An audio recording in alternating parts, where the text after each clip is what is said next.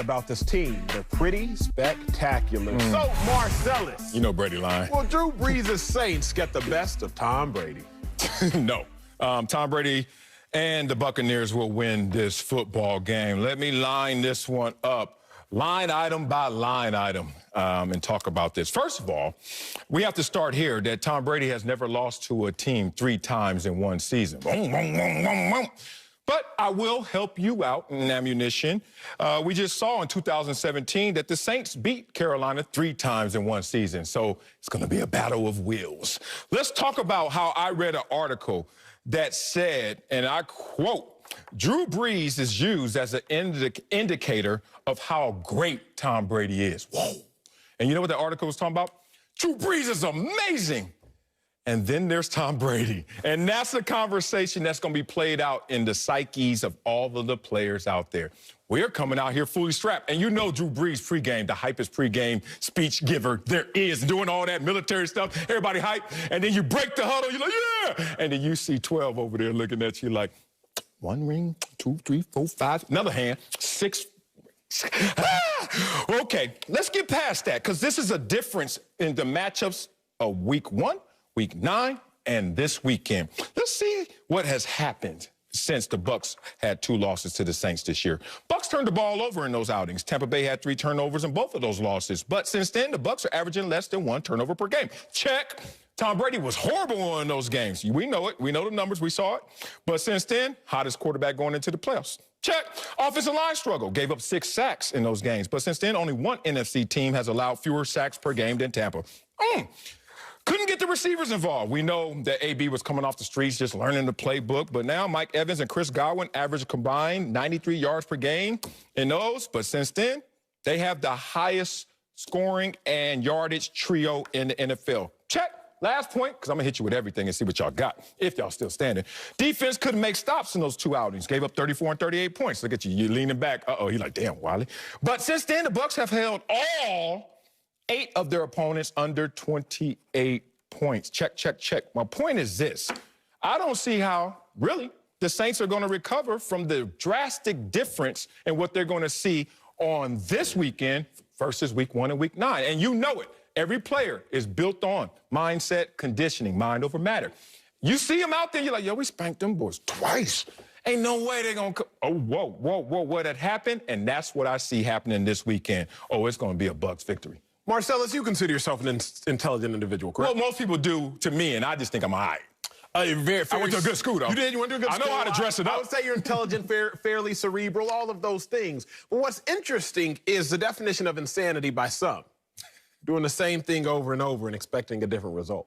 See, Marcellus, you're giving me the same take over and over and expecting it to become good. You're watching the Saints beat the Bucs over and over, but expecting the Bucs to win. So, not my words, you're just quite literally embodying the definition of insanity. Okay. I don't think that Tom Brady has a chance, and I do think that Drew Brees and the Saints will get the best of Tom Brady because I have no reason to think otherwise. See, there are about 221 days in the offseason. Week 1, the Buccaneers, they play the Saints. The Saints, they win that game 34-23. Then there were roughly 56 days between the first time they played each other and the second time they played each other. And in between that time, we said, you know what? The Buccaneers will gain their Voltron. I've never used the word Voltron, but Marcellus, but I do. They'll gain their Voltron. If you say Transformers, I love you. Just keep going with it. So in between those 56 days, we assumed that the Buccaneers would figure it all out. They'd mesh, they'd gel. Well, then after those 56 days, they played each other again, and the Saints won that game 38-3. The score actually got worse for the Bucs. Now it's been roughly 70 days or 10 weeks, depending on how you want to do your mathematics, and we're going to see the game be played again. Ain't nothing changed. Ain't nothing Nobody's changed. It's going to be the same. And so I would have to be an idiot. I would have to be insane to think that there would be a difference. You said it. I'm not convinced yet that you are, but the Saints, I think, will do the convincing this weekend. Let's bring in a logical, intelligent, non-insane individual, Greg Jennings, to formulate his take. Greg, will Drew Brees' Saints get the best of Tom Brady this weekend? They will. They will, for all the reasons that you just alluded to, Acho. There's nothing, and Marcellus, you can make every point and every stat that you want, but the last 5 teams that the Bucks played, they all have a losing record. Let's just be honest. We ain't lying. You're talking about a team that beat opponents that they should have beat, played well against opponents that they should have played well against.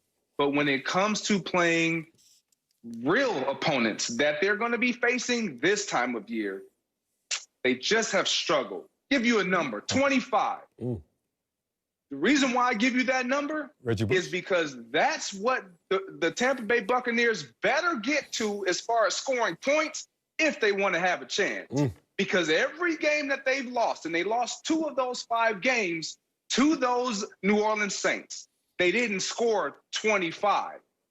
New Orleans held them under 24. And everyone else, in the games that they lost, they didn't get beyond that 24 mark. They better score. Another number, 4. Why am I talking about 4? I'm not talking about 4 quarters. I'm talking about those 4 down linemen that the New Orleans Saints have. That's all they need to get pressure on one truly Tom Brady, the GOAT. We all recognize him to be the GOAT, but we all understand what he struggles with. And that's interior pressure and edge pressure at the same time. And the Saints can provide that. And I'm mentioning all of these numbers and these stats. And there's one thing that stands out to me, because you can turn around and say, well, Washington had interior pressure and they had outside edge, but they didn't have the guys on the back end. They didn't have the guys that could really match up and boss up and say, I don't care who y'all got across from, because we beat you the first time, we pretty much murked you the second time, and you're coming in here again, and we gonna do the same thing. So I don't see why, and I get it. It's a different team because they've had more time. But New Orleans Saints are looking at the same timetable and saying, well, we have all our guys together. We haven't always been together all season long. We have now more time. And one more caveat, they got the better coaching. They got the better coaching. Period. Reaching. This one of G's best. I'll hand it over. This one of G's best takes. My God. Well, low expectations, low standards. Then, if you're gonna say that's one of G's best takes, because G, he built up something, but it was built on a weak ground. It was built on a weak premise. Now I gotta cut you. Let's talk about this. You want to bring up Tom Brady and say, well, we can't really give him credit for these last 5 weeks based on opponents. The last 5 opponents. Okay. Well, let's look at Drew Brees, since you want to talk about the context of the playoffs being different than the regular season, and talk about the last 5 times we've seen Drew Brees in the playoffs. Does he have a winning percentage or a losing percentage? Losing. What about points per game with Drew Brees in this potent offense? And let's talk about Drew Brees. This is 13-3 teams we're talking about, a couple of them. 21 points a game in the last 5 playoff games. 10 touchdowns total and 6 turnovers. That's not Drew Brees as normal. And as I always say, we saw Drew Brees last year on the football field looking like the 3rd best quarterback on that field. That includes his backup. So let's not get into context of 5 games this year or the last 5 games of the playoffs, because Drew Brees would lose that argument. Let's move to another argument you guys try to make, and it was more Acho. Acho want to say it's been 221 days since they played the first game in the offseason. And then another, 56 days, you said, Acho, for the second outing. Oh, and then he said, well, you got to be insane to think it's something that's different. Tell me if this is insanity. The Browns lost 38-7 to the Steelers in Week 6. What happened last week? Oh, what about the Rams? They lost to the Seahawks by double digits in Week 16. What happened last week? Oh, I guess a lot of insanity is running amok in these NFL streets right now. Yeah, show his face, because I don't know where y'all coming from. Like, people don't evolve. Teams don't evolve. They don't mature. They don't grow together. Y'all really gonna act like these Tampa Bay Bucks are the Week 1 Bucks? Or the Week 9 Bucks? Oh, bruh. And y'all gonna walk in there making the fatal mistake that the Saints are gonna make. That's the same team we beat up twice. Okay. Watch what happens after the Bucks show up differently. Marcellus, I didn't say that insanity is doing one thing and expecting a different result. The definition of insanity is doing the same thing over and over and expecting a different result. I didn't say that you can't play a team twice and see a different result. No. But the fact of the matter is, we saw the Saints beat down the Bucks once. Yeah, then just we like the saw Steelers them beat down the Browns. down the Bucks again, over and over. And so now you try to be expecting a different result. No, it's not the same thing. What? The same thing would be, oh, it just happened once. Tell that to because Pittsburgh. fool me once, shame on you.